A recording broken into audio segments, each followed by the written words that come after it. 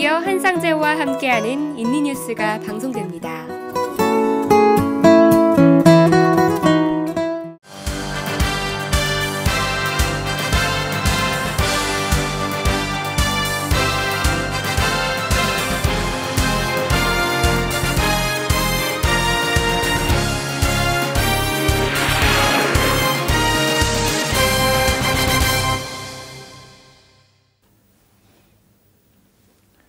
여러분 안녕하십니까? 한상재입니다.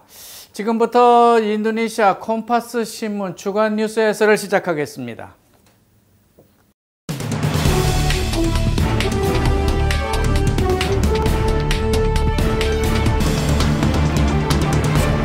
이제 우리나라는 아주 가을인데요. 인도네시아는 9월 마지막 주가 우기를 접어들고 있습니다.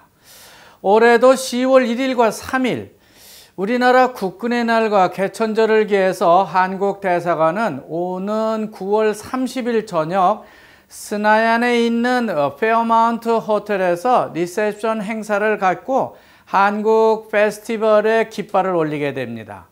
박근혜 대통령 정부가 북한과 중국을 상대로 5차 핵실험 응징 내지는 대처에 대해서 고심하고 있는 시기인 만큼 각종 한국 알리기 행사에 교민 여러분의 참여와 격려가 꼭 필요한 시점이라고 생각이 됩니다.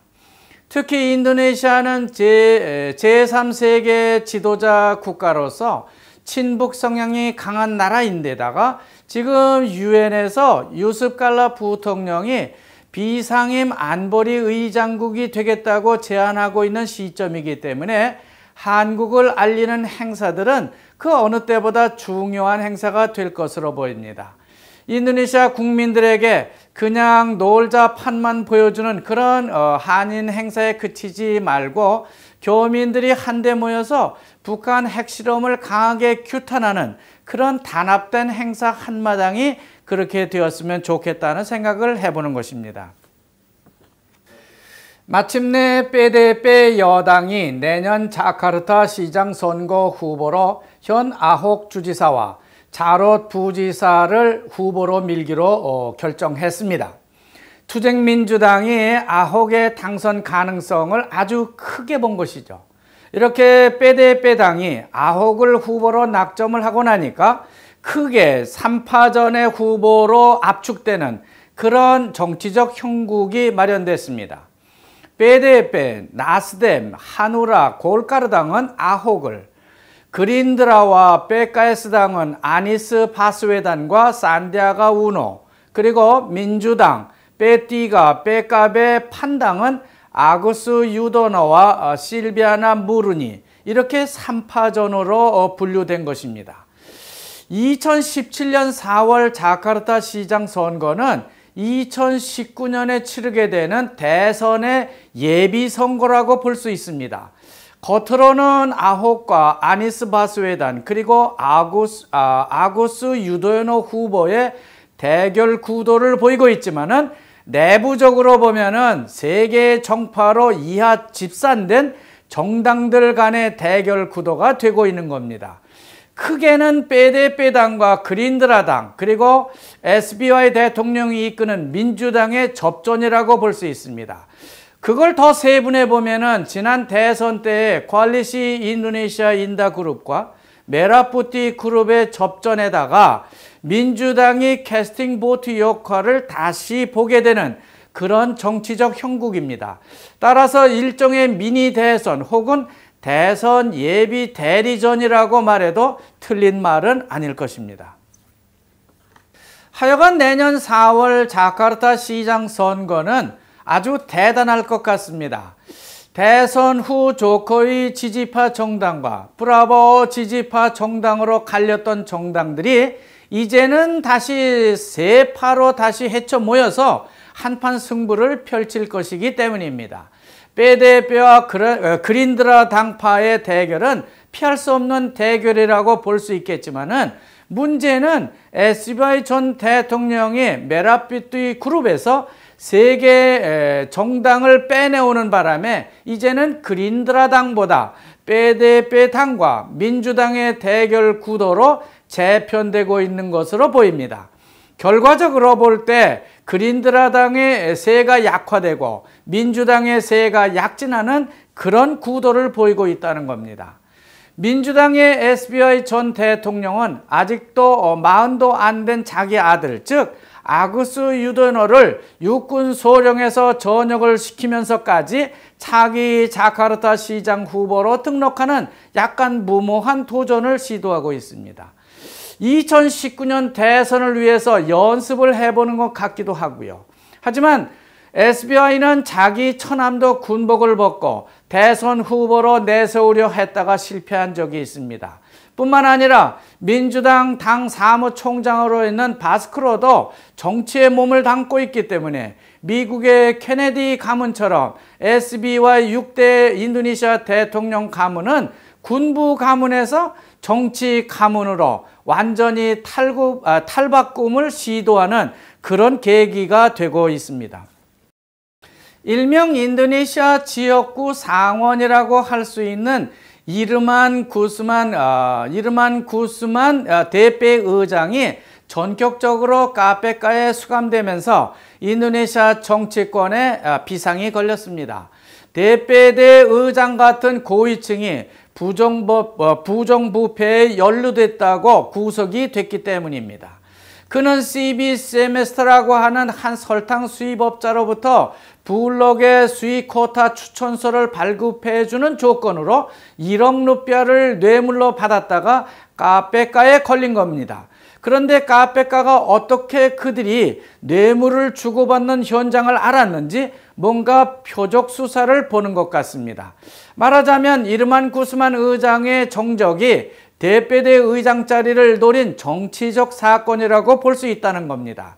하여간 그는 금년 초 초선 의원들과 의장 임기를 놓고 크게 다툰 바 있습니다. 그것도 그렇지만 그는 정치적으로 SBI 전 대통령의 민주당 사람입니다. 따라서 여당인 PDP 표적 수사망에 이번에 딱 걸렸다고 볼 수도 있는 것이죠.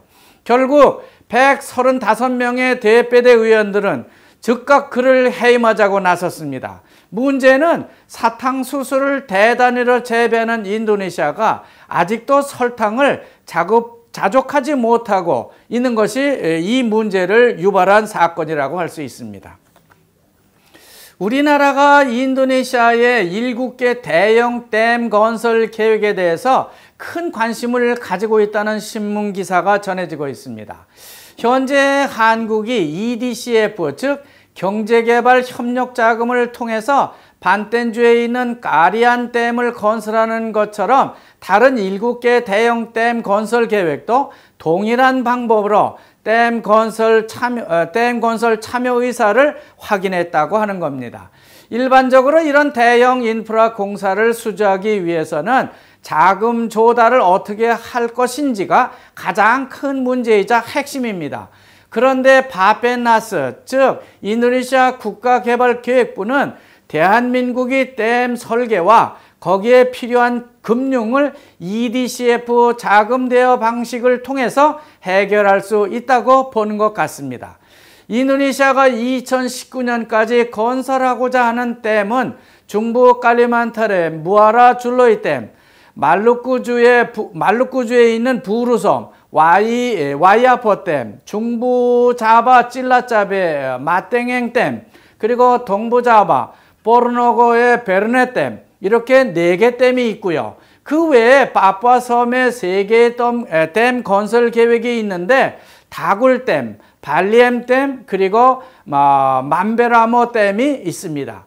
그러나 이런 댐 공사나 철도 공사, 항만 공사, 그리고 발전소 건설 등은 메가와티 PDP 당 총재 같은 고위 정치 지도자 그룹이라든지 유스칼라 부통령 휘하 북각가 그룹의 하수인들이 모두 이런 것을 다루고 있기 때문에 각별한 주의가 필요합니다. 다음은 박예지 아나운서의 잘난잘난 인니가 이어지겠습니다. 잠시 후에 뉴스를 이어서 전달해 드리도록 하겠습니다.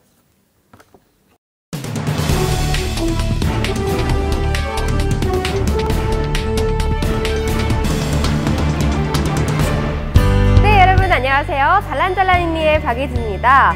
오늘은요, 먹방이 아닌 안쪽에 위치한 뮤지엄에 나와 있는데요. 바로 얼라이브 뮤지엄이라고 하는 곳입니다. 네, 한국에서 많은 작품들을 가져와서 작품성이 정말 뛰어나다고 하는데요. 총 2개의 박물관이 있다고 하니까요. 우리 얼마나 재밌을지 보러 가요. 입장 전 티켓 부스에서 표를 구매한 후 입장하면 되는데요. 3D 박물관 혹은 밀랍인형 박물관 둘 중에서 가보고 싶은 곳으로 선택하시면 돼요. 전 오늘 온 김에 2군데 다 가보려고요.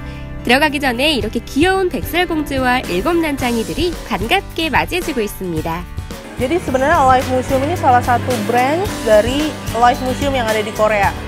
Kita ada bisnis development di beberapa negara lain di Asia Tenggara. Nah, khususnya kita pingin banget nih bikin Alive Museum atau museum 3D dan patung lilin pertama di Jakarta yang secara permanen pengunjung bisa kunjungi setiap hari kapanpun yang mereka mau tanpa jauh-jauh pergi ke luar negeri. Jadi kita dari Korea langsung bawa semua artwork kita, baik yang 3 dimensi maupun patung lilin langsung ke Indonesia. Ini sebenarnya pengalaman pertama buat berdua. Seru. Tempatnya, wahananya asik-asik, Mas.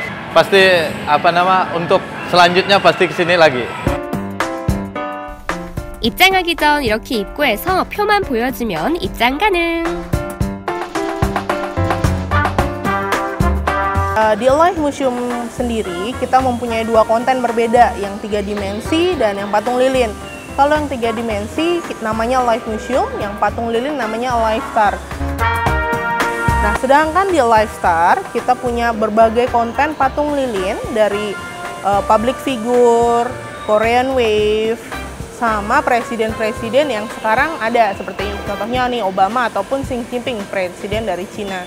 Jadi visitor bisa selfie ataupun ada edutainment, sekalian foto-foto, sekalian belajar tentang si public figure ini berasal dari mana, karirnya seperti apa. 이곳은 전 세계 유명 인사들을 한 번에 만날 수 있었던 문화 공간인데요. 얼마나 리얼하던지 모형들에게 계속 말 걸었지 뭐예요. 와, 스틱장님도 여기 계시는데요. 여기 모든 위인들이 다 모여 계십니다. 저 위인들만 해도 오늘 몇 명 만나는지 모르겠어요. 안녕하세요. 박물관은 고리타분한 곳이다 라고 생각하셨다면 오산! 지루할 틈도 없이 만인의 인기를 받고 있는 라이브 뮤지엄을 소개합니다. 사진을 찍으면 작품 속에 들어간 것처럼 보이는 게 특징인데요. 볼거리 가득하고 다양해서 즐거운 사진 가득 담아올 수 있는 공간입니다. 잠시나마 하늘을 날고 있는 제 모습을 발견했습니다. 네, 여러분, 이번에는 마릴린 먼로한테 잡혀먹는 트릭 같은데요. 어디 한번 보시겠어요?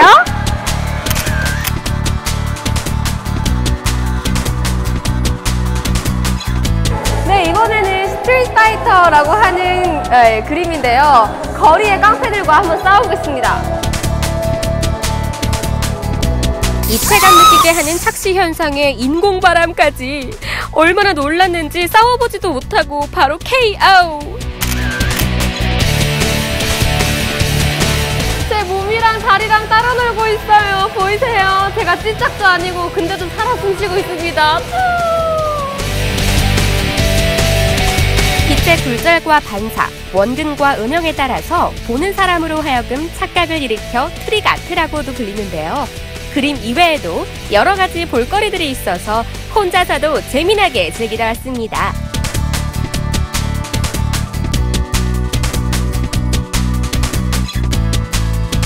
춤도 추고 게임도 하고 정말 신나 보이죠?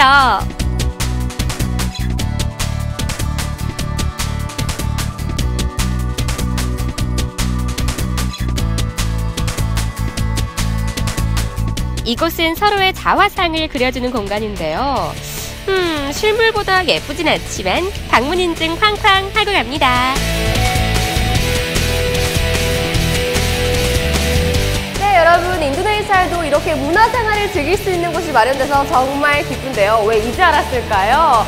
네, 늦지 않았습니다. 여러분도 주말 이용해서요, 꼭 한번 놀러 오시면 좋겠습니다. 사진 찍느냐고 시간이 정말 빨리 가거든요. 꼭꼭 놀러오세요. 그런데 여러분, 저 지금 어디 있는지 아세요? 바로 그 유명한 노만 모나스 꼭대기에 와 있습니다. 다음 주 이 시간에 여러분 찾아뵐 수 있을지 관건인데요, 그게.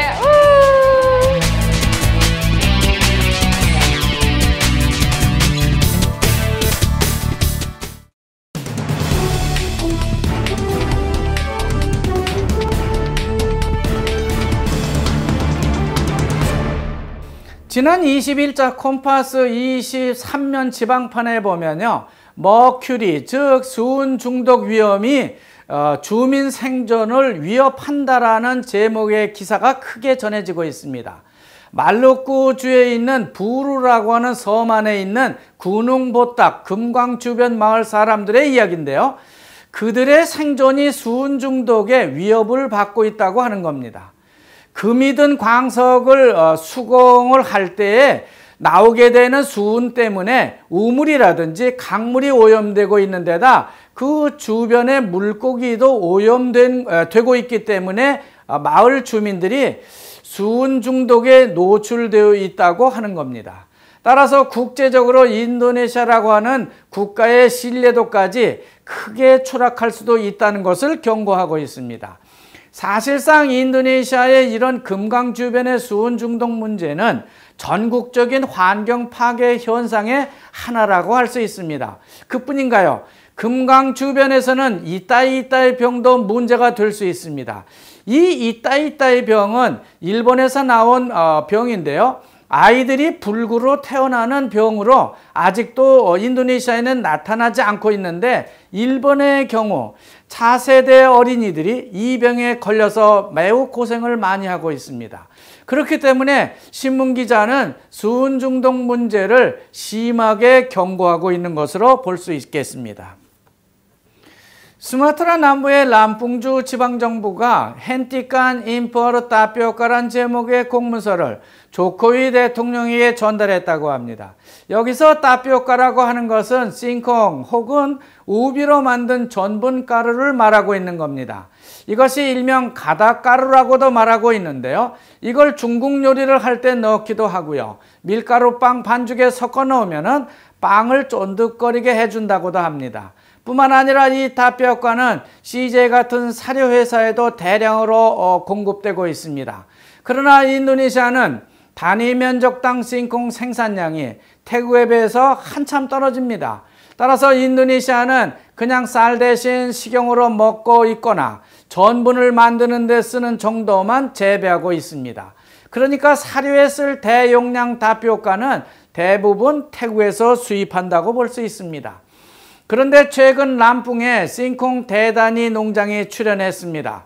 그래서 우리나라 농협이 그것의 타피오카 공장을 가동하고 있는 것으로 알려져 있습니다. 문제는 생산성도 낮은 게 문제지만 가격도 태국산에 비해서 인도네시아가 높은 게 문제입니다.